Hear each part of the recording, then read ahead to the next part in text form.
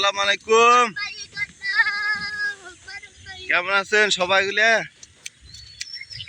মুই তো এবার কোরবানির গরুর ছবি ফেসবুকত দেখ নাই। মোর কি কোরবানি হইবে?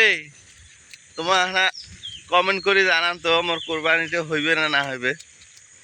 গরুকত না দিলে যদি কোরবানি না হয় তখন তো গরু কেনাটা ফাও হয়ে যাবে। এনা কমেন্ট করে জানান। কোরবানির জন্য গরুকে নিয়ে ফেসবুকে দেওয়া এটা কেমন ভদ্রতা সেটা হয়তো জানা নাই। যদি কারো জানা থাকে তাহলে জানাবেন। এটা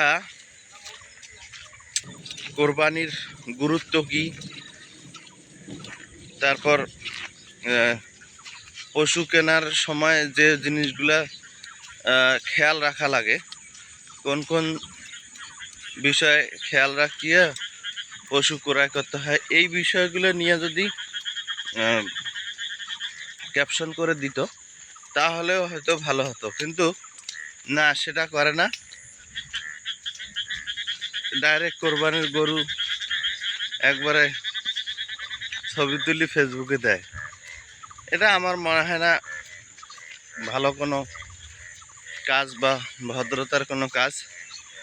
এতে কি হয়, অনেক মানুষ ক্ষিপ্ত হয় বা অনেকে যারা কোরবানি দেওয়ার সামর্থ্য নাই তারা হয়তো মনক্ষুণ্ণ হয়।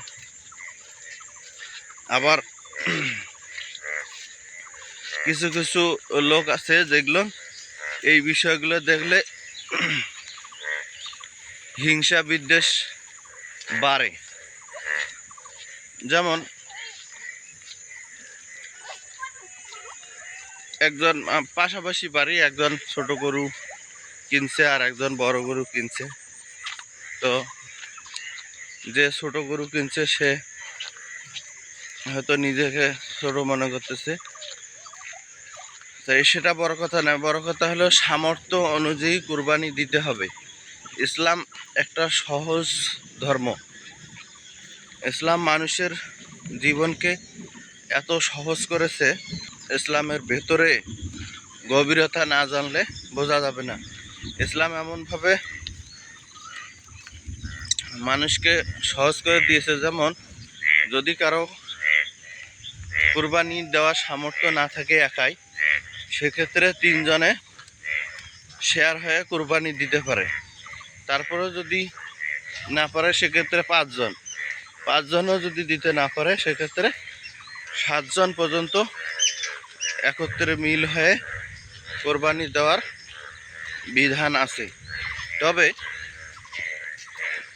যে কয়েকজন মিলে কোরবানি দিবে সবার কিন্তু মন এবং নিয়ত সব কিছুই এক হতে হবে, তাহলে আল্লাহ পাক সে তাদের কোরবানি কবুল করতে পারে।